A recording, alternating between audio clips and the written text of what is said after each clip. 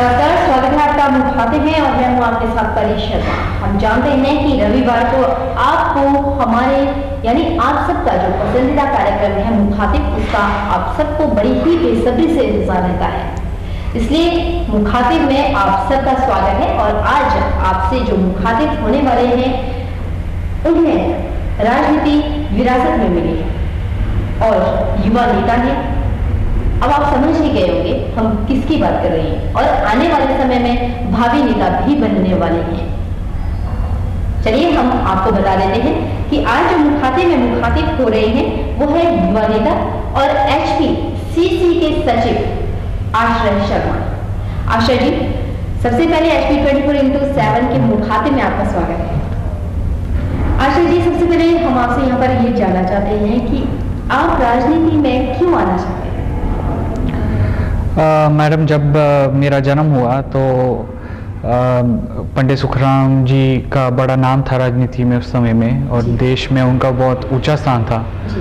तो जब मैंने देखा कि कैसे वो लोगों की ज़िंदगियों में बदलाव ला रहे हैं और कैसे उनकी एक सोच है कि मेरा जो प्रदेश है हिमाचल का, उसको कैसे मैं हमारे देश में एक ऊंचा स्थान दे सकूं, तो मैंने जब ये महसूस किया कि जो प्रसन्नता, जो खुशी लोगों के काम करने में है, लोगों की ज़िंदगियां सुधारने में, शायद वो खुशी और किसी कार्य में नहीं प्राप्त होती है।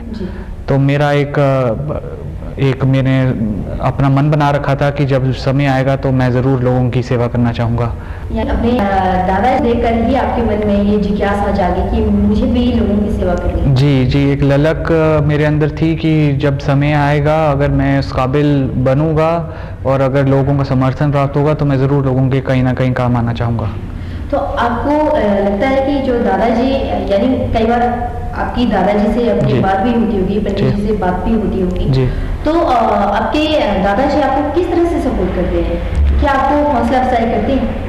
मेरे ख्याल से मेरे हर काम में, हर निर्णय में उन्होंने हमेशा मेरा सहयोग दिया है और वो एक तरीके से अगर उन्होंने देश में एक बदलाव लाया तो इसलिए लाया क्योंकि उनकी सोच बढ़ चढ़कर लोगों के हितों में रही है और उन्होंने हमेशा प्रोत्साहन दिया जो व्यक्ति एक अपनी ज़िंदगी में करना चाहता है। तो मेरी निजी ज़िंदगी में भी उन्होंने हमेशा मेरा सहयोग दिया है और एक प्रोत्साहन के माध्यम पे, एक प्रेरणा के माध्यम पे वो हमारी ज़िंदगी में रहे हैं। जैसे आपने कहा कि आपकी वो हमेशा आपके साथ होते हैं, तो यहाँ पे आपसे छोटी सी बात जानना चाहती हूँ कि क्या आपने बचपन में, जैसे आपने पहले भी कहा कि आपके दादाजी जब काम करते थे लोगों के हित के लिए, उन्होंने इतने सारे काम किए, आपका ये सपना भी था? सपना तो नहीं मैं इसको कह सकता, मगर एक चार खुद से क्या बनना चाहते हैं? क्या वही मैं कहना चाह रही हूँ कि आपका खुद का सपना क्या था? हमारा जब मैं, जैसे हम स्टूडेंट लाइफ में रहते थे तो मेरा एक सपना था कि शायद मैं विदेश जाके अपना कुछ एक छोटा मोटा कारोबार कर सकूं वहाँ पे, मगर शायद एक देश भावना कह सकते हैं या प्रदेश भावना कह सकते हैं कि मेरे को एक मतलब मेरा मन था कि मैं इधर ही इस प्रदेश में रह के लोगों के हितों के काम कर सकूं और शायद यहाँ पे ही मेरी तकदीर लिखी थी और आशीर्वाद मिल रहा है लोगों का। उम्मीद रखता हूँ कि आने वाले समय में कुछ करके दिखा पाएंगे। जी आश्रय जी, आपकी सरकार सत्ता में है। जी, तो आपकी सरकार सत्ता में होते हुए अब तक आपके जिले के लिए यानी कि आपके मंडी के लिए क्या क्या उपलब्धियां रही है? देखिए, मैं सबसे पहले तो ये कहना चाहूँगा कि जितनी पूर्व में सरकारें रही है, मेरे मुताबिक इस 4 वर्ष में जो काम हुए हैं, विकास कार्य काम हुए हैं, शायद ही वो किसी सरकार में इस तरीके के हुए हैं। मेरे ख्याल से माननीय मुख्यमंत्री जी वीरभद्र जी की छत्रछाओं में विकास कार्य कामों को जो गति मिली है, शायद हिमाचल कई वर्ष आगे चले गया है उस नजरिए से। इससे पहले तो कई बार कांग्रेस राज कर चुकी है। जी। अब की बार ही ऐसा विकास कार्य क्यों? मेरे ख्याल से एक हमारे प्रदेश में एक रूटीन बन गया कि 5 साल कांग्रेस सरकार लगाएगी, 5 साल भाजपा सरकार लाएगी और मुख्यमंत्री जी का भी जितना टेन्योर रहा है कभी वो वापस रिपीट नहीं किया उन्होंने। तो मेरे ख्याल से जहाँ तक मैं समझता हूँ इस बार उनकी एक इच्छा रही कि मैं कांग्रेस को फिर से सत्ता में ले आऊं और जो आजकल के राजनीतिक समीकरण बने हैं देश में उसमें मेरे ख्याल से बहुत आवश्यक था कि कांग्रेस गवर्नमेंट फिर से रिपीट करे, ताकि जो एक भाजपा का जो रथ है उसे हम यहाँ पे रोक सकें, हिमाचल में परिवर्तन ला सकें और एक मैसेज पूरे देश में दे सकें कि जब विकास कार्य काम होते हैं तो लोगों का समर्थन मिलता है और सरकार को फिर से आने का मौका भी लोग देंगे। आप कह रहे हैं कि सरकार को एक बार फिर से लाना चाहते हैं, कांग्रेस सरकार फिर से सत्ता पर काबिज होना चाहती है जी।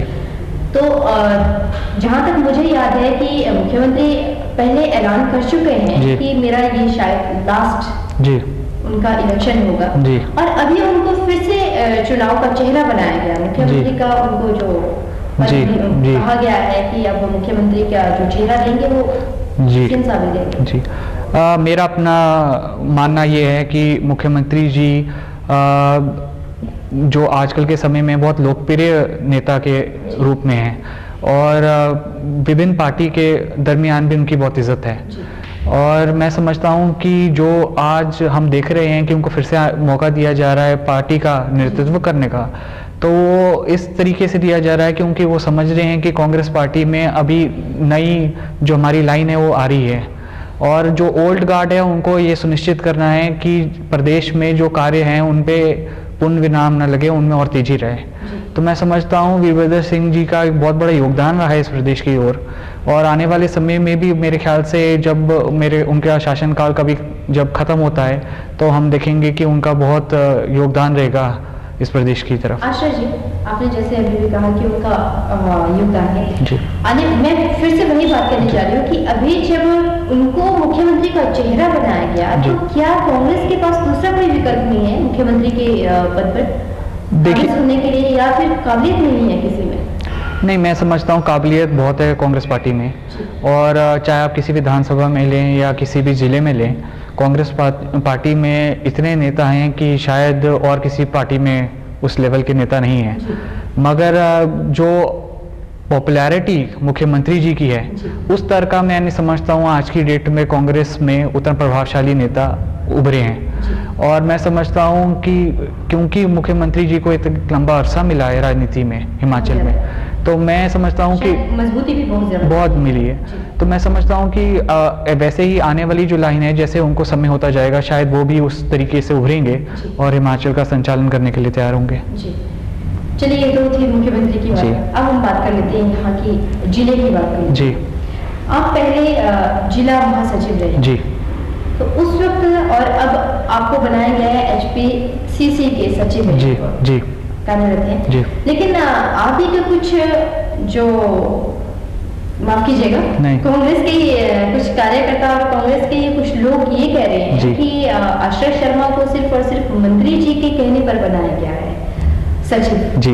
ये आरोप कहाँ तक सही है? नहीं, ये आरोप बिल्कुल सही नहीं है क्योंकि मेरे पिता ने आज तक कभी मेरा राजनीति में बढ़ावा करने का प्रयास नहीं किया है और वो खुद ही बहुत शांत स्वभाव के नेता हैं और जब मैंने अगर बात अपनी रुचि जाहिर की तो मैंने रुचि अपने दादाजी पंडित सुखराम जी के माध्यम में बात जानकारी लाई और उन्होंने शायद ये बात किसी मुलाकात में राहुल गांधी जी के समक्ष रखी थी और राहुल गांधी जी ने सुखविंदर सुक्खू जी को ये आदेश दिए कि युवा जो हमारी पीढ़ी है हिमाचल में उसको मौका मिलना चाहिए और चाहे वो किसी भी संगठन से हो चाहे वो किसी भी पोस्ट में हो उनको भरपूर एक पार्टी में बराबरी का स्थान मिलना चाहिए।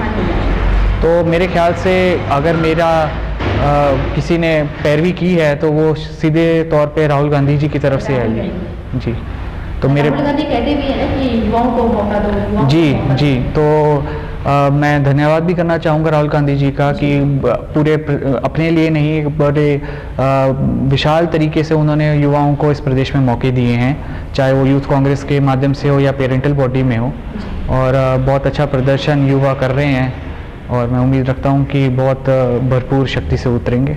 आशा जी, आप जब से सचिव बने हैं जी तब से आप आज तक जी और आने वाले समय में आपकी क्या क्या उपलब्धियाँ है, अब तक क्या क्या उपलब्धियाँ रही है, आपने कौन कौन से ऐसे कार्य किए? मेरी सबसे बड़ी उपलब्धि और सबसे बड़ा लक्ष्य जो था वो था कि युवाओं को बढ़ चढ़ के प्लेटफॉर्म मिले लोकतंत्र में भी और पार्टी फोरम में भी। तो मेरे मैं ये आपको आपके माध्यम से बताना चाहूँगा कि मेरे को एक प्रशंसा होती है जब मैं देखता हूँ कि मेरे प्रयास कई हद तक सफल हुए हैं। बढ़ चढ़ के युवाओं ने इस जो हमारे पंचायत के चुनाव हुए थे उसमें वो हिस्सा लिया। बढ़ चढ़ के युवा बीडीसी मेंबर बने, प्रधान बने, उप प्रधान बने और पार्टी फोरम में भी बढ़ चढ़ कर युवा ने स्थान प्राप्त किया है। तो मैं इसको अपनी उपलब्धि मानूंगा और आगे तो आने वाला समय बताएगा कि क्या क्या और बहुत कुछ करने को है और बहुत कुछ करेंगे भी। युवाओं को किस तरह से जोड़ेंगे आप अपने साथ? अभी तो कम ही युवा आपके साथ जुड़े हुए हैं, हम भी देखते हैं, और आने वाले समय में आप कैसे अपने साथ जोड़ेंगे युवाओं को, खासकर युवाओं को? जी देखिए, युवाओं का आजकल क्योंकि 21वीं सदी का ज़माना है और युवा शक्ति की एक सोच है कि अलग सोच है और हर काम में वो तेज़ी चाहते हैं। तो उनका ये मानना है कि जो काम कल हो रहा है वो आज क्यों नहीं हो सकता और जो काम आज हो रहा है वो अभी क्यों नहीं हो सकता। तो वो जो हमारा एक सिस्टम बना है सरकारी, उसमें बहुत ज़्यादा टाइम लग जाता है किसी चीज़ को प्रोसेस करने में। तो मेरा ये है कि युवा शक्ति जब आएगी किसी भी फोरम से तो उसमें प्रोसेस में तेज़ी लाएगी। और मेरा एक बहुत बड़ा एक आप कह सकते हैं एक मेरी बड़ी इच्छा है कि युवा शक्ति जो हमारे प्रदेश में है, बहुत एजुकेटेड लोग हैं, उनको रोज़गार प्राप्त होना चाहिए और प्रदेश में ही रोज़गार मिलना चाहिए, चाहे इंडस्ट्रियल फोरम में हो, चाहे कॉल सेंटर के फोरम में हो या सरकार के माध्यम से हो, मगर उनको यहीं प्रदेश में काम मिलना चाहिए और यहाँ प्रदेश के ही काम युवा शक्ति को आना चाहिए। तो मेरा एक प्रयास है कि आने वाले समय में भी युवा शक्ति को बढ़ चढ़ के मौका मिले और इसी प्रदेश की सेवा करने का उनको सौभाग्य प्राप्त हो। आशा जी, आपको रोकना चाहूंगी, वक्त एक छोटे से ब्रेक का, ब्रेक ही उस पर आपको हम बताएंगे और आशा जी से पूछेंगे कि जो राजनीति में उठा पटक चली हुई है उसका समाधान क्या है। वक्त एक छोटे से ब्रेक।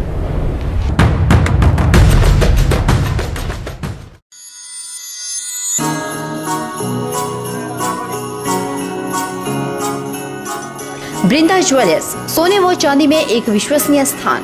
यहाँ आपको मिलेंगे 23 कैरेट व हॉलमार्क के शुद्ध गहने। बृंदा ज्वेलर्स में आप सोने व चांदी के उच्च गुणवत्ता के आभूषण एक से बढ़कर एक डिजाइन में खरीद सकते हैं, वो भी उचित रेंज में। हमारे यहाँ ग्राहकों का विशेष ख्याल रखा जाता है। बृंदा ज्वेलर्स शोरूम में आपको मिलेंगे फैंसी सेट, कानों के झुमके, बालियां, अंगूठियां, नग, चूड़ियां इत्यादि, वो भी अलग ही अंदाज में। हमारे यहाँ लैब से टेस्टेड ग्रहों से जुड़ी राशि के नग भी उपलब्ध है।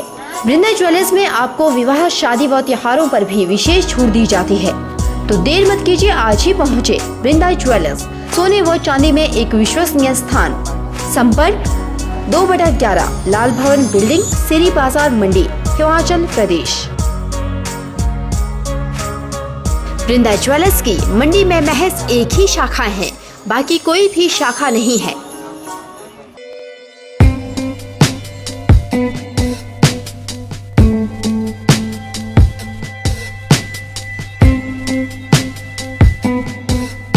एस लाइटवेट ब्लॉक्स, बदलिए अपनी सोच और चलिए दुनिया के साथ। दुनिया भर में कामयाबी के बाद अब मंडी में हाईटेक बिल्डिंग सॉल्यूशन लेकर आए हैं एस लाइटवेट ब्लॉक्स, जो करवाएं समय के साथ साथ लेबर और पैसे की बचत। इसमें नहीं होती है रेत और सीमेंट मिलाने की जरूरत और ईंटों की तुलना में भी बिल्कुल सस्ता। पाइए कम ढुलाई खर्च और कम लेबर में बेहतर परिणाम। भवन निर्माण में आए तेजी, प्लस्तर के खर्च से मिले राहत। S lightweight blocks, waterproof, fire resistant, earthquake resistant, sound proof, thermal insulator के गुणों के साथ ही हल्का होने के कारण बढ़ाए आपके भवन की उम्र। तो देर मत कीजिए, आज ही आइए और अपनाएं S lightweight blocks. Contact hitech building solution, Solighat, Mandi, HP, near Amar guest house.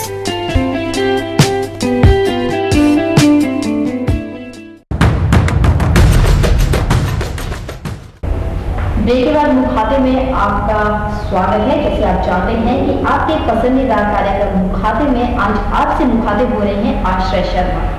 आश्रय शर्मा से हमने ब्रेक पर जाने से पहले आपको कहा था कि हम जानेंगे कि जो कांग्रेस में उठापटक मची हुई है इसके बारे में। चलिए आश्रय जी, एक बार फिर से आपका बहुत बहुत स्वागत है मुखातिब कार्यक्रम में। धन्यवाद। हाँ आशा जी, जैसे हमने ब्रेक पर जाने से पहले कहा था कि उठापटक जो कांग्रेस में मची हुई है जी। उसका समाधान क्या है, समतल करने के लिए आप क्या करेंगे एज अ सचिव होने के नाते?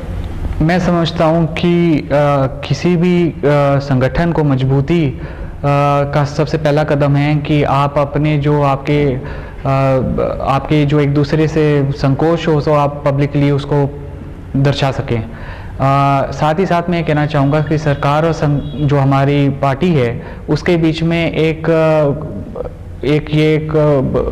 कोरिलेशन होना चाहिए कि जब एक आदमी बोले तो दूसरा आदमी को उसको सुनने का बर्दाश्त करने की टॉलरेंस होनी चाहिए। और मैं समझता हूँ कि कांग्रेस पार्टी में बहुत युवा शक्ति की आई है जो बहुत कुछ करना चाह रही है, और हमारा एक ओल्ड गार्ड है जो सरकार में मौजूद है। तो मैं समझता हूँ कि एक तालमेल की ज़रूरत है और एक हमारे को एक वैक्यूम क्रिएट नहीं करना चाहिए जिसमें तालमेल की कमी हो।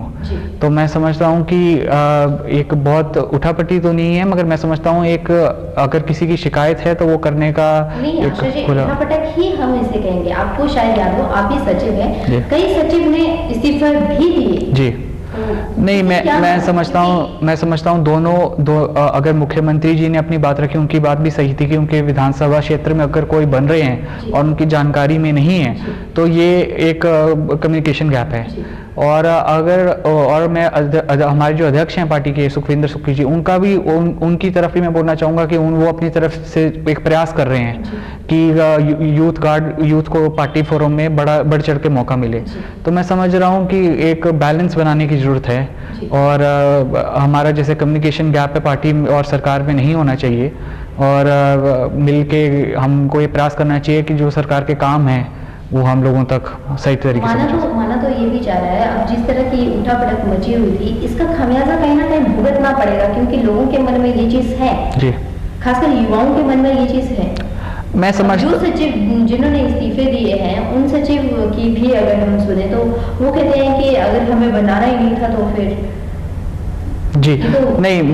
मुख्यमंत्री जी ने भी ये बात बढ़ चढ़ के मीडिया के माध्यम में बोली है कि मैं नहीं चाहता हूं कि वो लोग इस्तीफा दें, बस मैं इतनी ही बात चाहता था कि वो हाई पार्टी के माध्यम से मुझे इन्फॉर्मेशन प्राप्त हो कि मेरे इलाके से कौन कौन नियुक्त किए गए हैं। तो मैं समझता हूं कि एक तालमेल जो कमी थी आगे आने वाले समय में, क्योंकि हमारा चुनाव का साल तो अभी आने वाले समय में जो हमारा कम्युनिकेशन गैप है वो नहीं रहेगा और हम एक संगठन के रूप में उतरेंगे। आपने चुनाव की बात की तो चुनाव से मुझे याद आ रहा है कि माना जा रहा है कि आने वाले चुनाव में मंडी कांग्रेस का चेहरा आप होंगे। नहीं,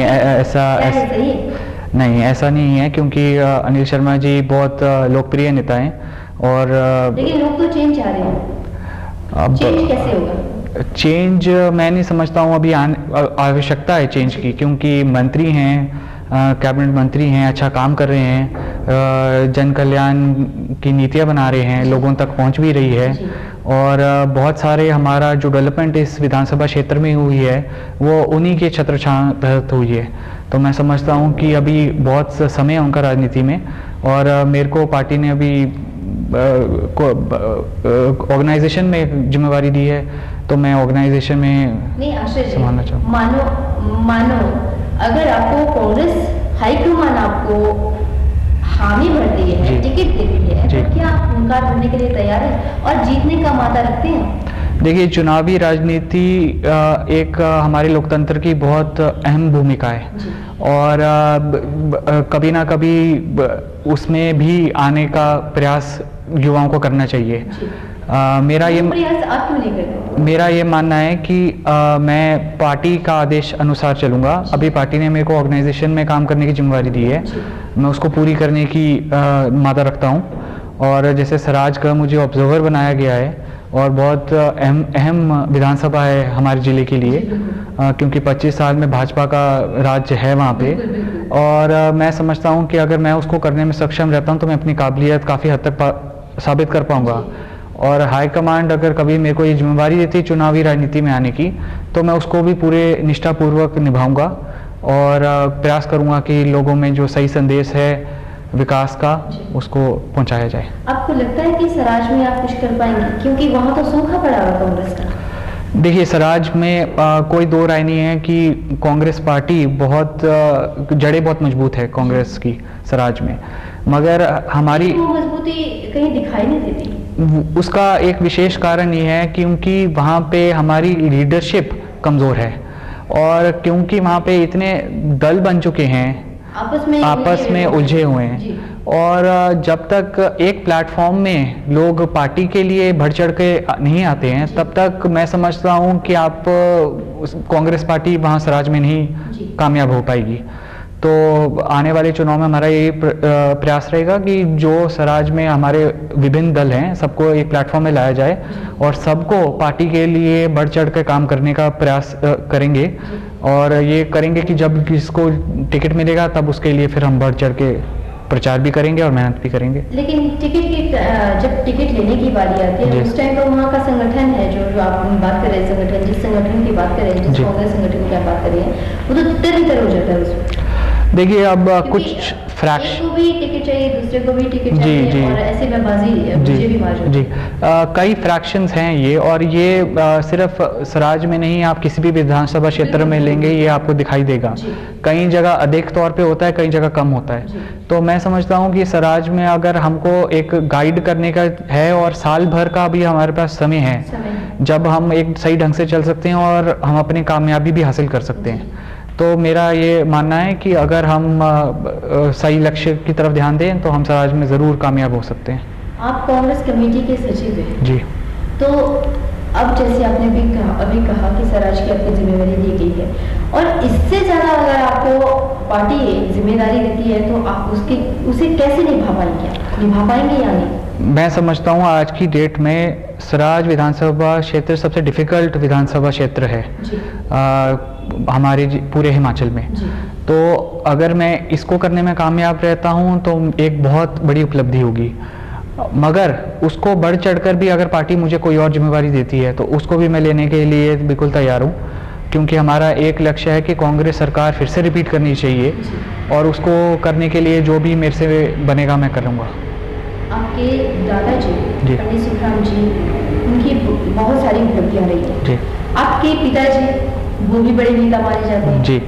तो दोनों के बीच आपके घर में जो दोनों राजनेता बड़े राजनेता हैं, और खासकर अगर मैं पंडित सुखराम जी की बात करूं तो उनका तो वर्चस्व ही अलग है जी जी। इस तरह से आप दोनों के बीच बने हैं, लेकिन आप तवज्जो किससे ज्यादा देते हैं? आपने ज्यादा राजनीति किससे सीखी है? देखिए, दोनों व्यक्ति अपने ही अपनी उनकी अच्छी नीतियां हैं, अपने अच्छी सोच है। मेरे दादाजी पंडित सुखराम जी आक्रामक लीडर थे और एक दबंग किस्म की राजनीति उन्होंने हिमाचल में की थी, और एक तरीके से चाणक्य भी माने जाते थे हम देश में। तो मैं, जहाँ तक मेरे पिता हैं वो विनम्र स्वभाव के हैं, और मेरे ख्याल से वो उनकी आज साफ छवि के एक नेता हैं हिमाचल में। तो दोनों की अपनी ही खूबियाँ हैं, और मैं प्रयास करता हूँ कि दोनों से उनकी अच्छी अच्छी बातें ली जाए और अपने जीवन में उनको उतारा जाए, ताकि एक सफल जीवन बने। अच्छा जी, कांग्रेस हमेशा बीजेपी पर आरोप लगाती आई है जी, आरोप जड़ती आई है कि बीजेपी में परिवारवाद है जी। तो मेरे हिसाब से बीजेपी से ज्यादा कांग्रेस में ही परिवारवाद है जी। क्या आपको नहीं लगता परिवारवाद खत्म होना चाहिए? देखिए, अगर आप मेरा युवाओं को भी मौका मिलना चाहिए, दूसरे युवाओं को जिनका कोई वास्ता नहीं है राजनीति से, लेकिन राजनीति में वो लोग आना चाहते हैं जी जी। आपको नहीं लगता उन्हें मौका मिलना चाहिए? देखिए, मैं समझता हूँ कि मेरी निजी सोच ये है कि आप चाहे राजनीति लें, चाहे आप एक्टिंग लें, या आप क्रिकेट फील्ड लें, चाहे आप कोई भी फील्ड लें, आपको अगर आपके अंदर काबिलियत नहीं होगी तो आप कभी अपना सामर्थ्य नहीं दिखा पाएंगे। जहाँ तक रही परिवारवाद की बात, क्योंकि हम 21वीं सदी में हैं, तो मैं समझता हूँ कि आज की डेट में अगर आप काबिल नहीं हैं और आप अपना सामर्थ्य लोगों के सामने नहीं सिद्ध कर सकते, तो मैं नहीं समझता हूँ कि आपको लोग दूसरा मौका देंगे। तो चाहे वो नेता के बच्चे हों या एक आम युवा हो, सबका संघर्ष एक बराबर है। और हाँ, ये ज़रूर है कि नेताओं के बच्चों को एक मौका मिल जाता है, एक प्लेटफॉर्म मिल जाता है, मगर कहीं ना कहीं से तो उन्होंने भी संघर्ष शुरू किया था। जी। तो मैं समझता हूँ कि आज का ज़माना, क्योंकि हम लेकिन कुछ सोशल लोग तो संघर्ष भी नहीं करते, जी कुछ लोग तो संघर्ष भी नहीं करते। संघर्ष देखिए, अब मैं समझता हूँ कि अगर कोई लोग संघर्ष नहीं कर रहे जी। हैं तो फिर वो ज़्यादा दूर तक नहीं जाते हैं। जी। तो अगर युवा शक्ति है, आज सोशल मीडिया इतना एक्टिव है और हम इलेक्ट्रॉनिक मीडिया इतना एक्टिव है, तो मैं समझता हूँ कि कोई किसी से छुपा नहीं है छुपा नहीं है। और सब चीज़ लोगों के सामने निकल के आ ही जाती है। अच्छा जी, समय का हमारे पास अभाव जी। है, यहाँ मैं जल्दी जल्दी से आपसे सवाल जी, जानना चाहती हूँ। जी। विधानसभा चुनाव 2017 में है। जी। तो 2017 के विधानसभा चुनाव क्या आप लड़ेंगे? नहीं, मैं नहीं लड़ूंगा। अगर पार्टी मेरे को आदेश करेगी तो मैं लड़ूंगा। मगर अगर आप मंडी क्षेत्र की बात करें तो अनिल शर्मा जी ही मंडी के कैंडिडेट होंगे और यही 2017 के चुनाव अनिल शर्मा जी ही मंडी से लड़ेंगे।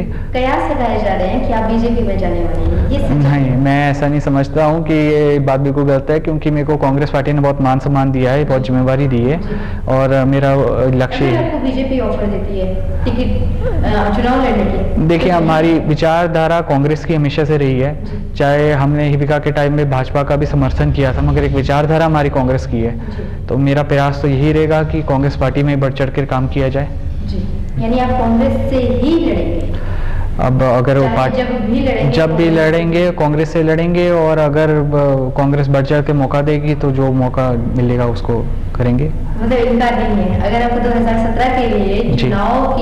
चुनाव में टिकट मिल जाए तो जी, इनकार नहीं है? नहीं, इनकार नहीं है। जी।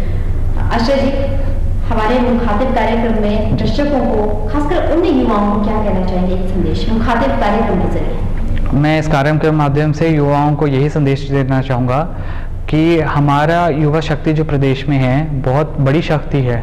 पढ़े लिखे युवा भाई बहन मेरे इस प्रदेश में हैं और मैं उनको ये संदेश देना चाहूँगा कि आप बढ़ चढ़ के राजनीति में आएँ या किसी भी फील्ड में आएँ, मगर आप बढ़ चढ़ के इस प्रदेश के काम आएँ और जहाँ पे भी मदद की ज़रूरत पड़ेगी तो मेरे जैसे कई पार्टी फोरम में हैं और अन्य किसी फील्ड में भी हैं जो आपकी मदद करेंगे। और हमारा एक प्रयास होना चाहिए कि आने वाले समय में हिमाचल प्रदेश जो है इस देश का सबसे प्रमुख और सबसे विकसित प्रदेश के रूप में उभरे। मैं आपसे उम्मीद रखता हूं कि हम सब युवा शक्ति इस प्रदेश को कई बड़ी ऊंचाइयों तक लेके जाएगी। जय हिंद। जी, शुक्रिया आशा जी। तो ये थे कांग्रेस कमेटी के सचिव, यानी हिमाचल प्रदेश कांग्रेस कमेटी के सचिव आशा शर्मा, जो आप लोगों से मुखातिब कार्यक्रम के जरिए मुखातिब हुए। आशा जी, अंत में एक छोटा सा मुखातिब कार्यक्रम के लिए आप क्या कहना चाहेंगे? बहुत अच्छा कार्यक्रम है, हमारे मंडी का एक चैनल है, उभर रहा है और मैं यही कहना चाहूँगा कि आप अच्छी ऊंचाइयाँ छुएं, लोगों का जो काम संदेश है वो सही जगह पहुँचाते जाएं। जी, शुक्रिया। और आपको ऑल द बेस्ट करना चाहूँगा। तो ये थे आशा शर्मा। मुखातिब कार्यक्रम में फिलहाल इतना ही। परी शर्मा को दीजिए इजाजत। आप बने रहिए हमारे साथ और देखते रहिए HB 24/7।